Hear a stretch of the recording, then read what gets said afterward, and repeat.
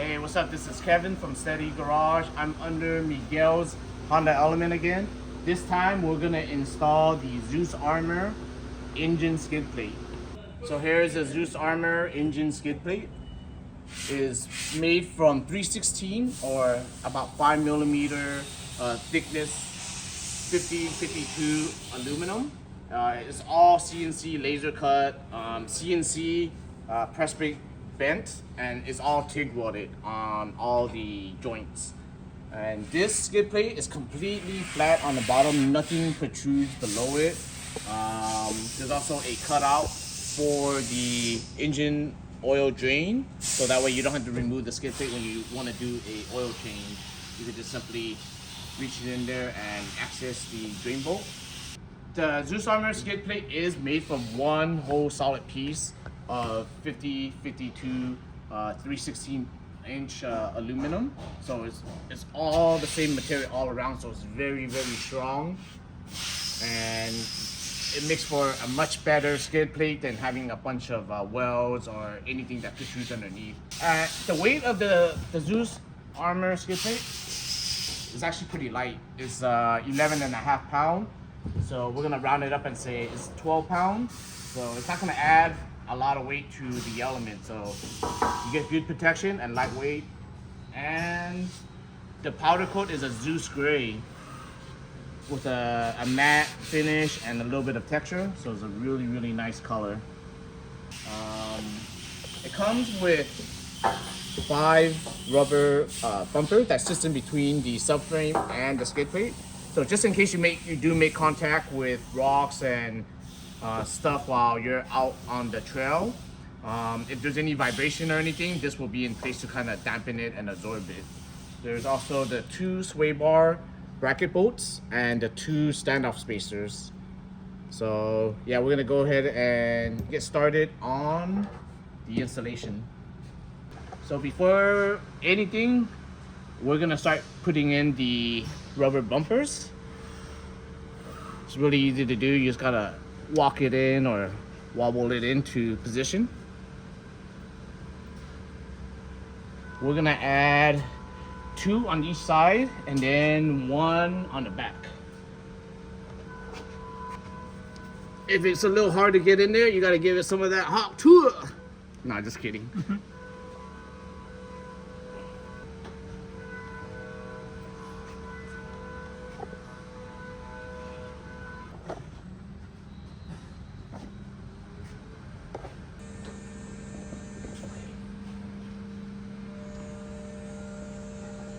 Stand clear, Miguel. Yeah. There we go. With a 17mm socket, we're gonna start loosening the 2 front subframe bolts. The bolt is a flange head. What Miguel usually does when he installs the spacer kit, the subframe drop kit, he usually just cut all this out. But I'm gonna try to, let's see if we can get it out by forcing it out.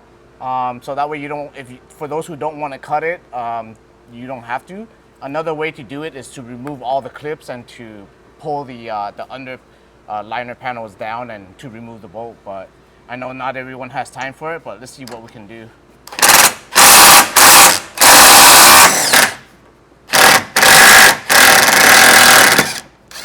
There we go. So there we have it. So we're gonna actually reuse these bolts with the engine skid plate. So we got one side down, we're gonna do the other side. So this is the driver's side bolt for the front subframe. So if you notice, this is actually longer because Miguel has a drop kit on there to lower the subframe, just to get it more lift.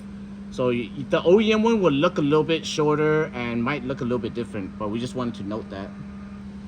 Again, going back to this, those with the drop kit, Miguel usually cut it open because it needs a little bit more space for the bolt to pass through.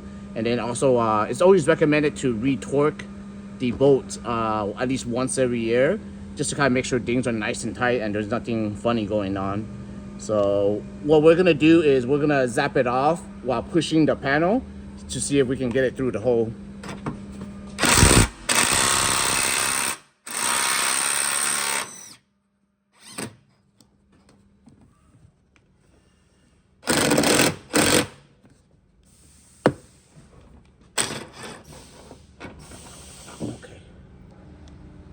Now we're gonna move to the sway bar mount or the sway bar bushing mounts. We're gonna take the two fronts bolt off, but it might be better, like Miguel said when he did the installation for his friend Molly's, is to take everything off just so that way when he puts everything back on, nothing is binding and all the bolts and everything is nice and straight. So let's see, we'll take off the front first and let's see how that works. These are 14mm socket. So actually it didn't move, so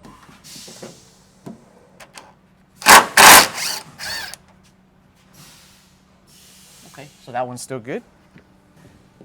All right, now that we have these bolts removed, I'm gonna show you how this actually works. So the standoff spacer actually goes in place in between the sway bar bracket and the skid plate. So it goes right in here and the skid plate will butt right up to this. And these bolts are a little bit longer to accommodate for the added spacer.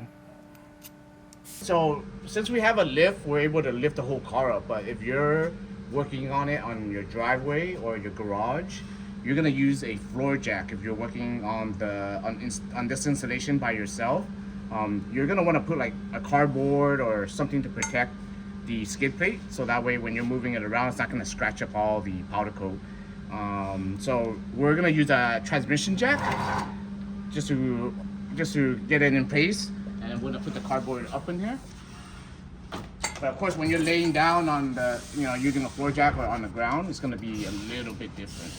So it's also good to have a buddy or a friend to give you a hand too, but not always necessary. One thing to note, the bottom liner could still be in position. The skid plate will sit right underneath it, so the liner will be right in between the subframe and the skid plate. So you'll have extra water splash protection, so that way your engine doesn't get all dirty from going through water or a muddy road. And for those with the drop kit, make sure the spacer didn't move when you remove the bolt. So you might want to double check, go in there with the flashlight. Most likely there's going to be pressure on there and it shouldn't move, but it's always good to double check because you don't want to bolt everything up and it's missing a spacer and you're going to have a pretty big problem. So I felt the spacer in here, still in position. And then you're going to want to get a couple of thread in there. Go slow. If you're gonna use the impact, just go very, very slow. Low torque and speed. Get a couple of thread in there, check it, make sure everything is nice and smooth. One thing we do recommend is also to put grease on it, just to lube it up so that way it doesn't seize or anything. Here is the standoff spacer. Let's go right on top of the skid plate. And the bolt's gonna go through that and also the sway bar mount.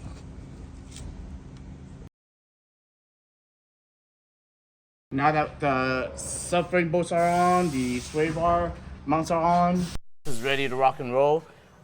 This is really as close to the subframe as you can get it. If you can see in here, the bumper is, I think, 5/8 inch thick.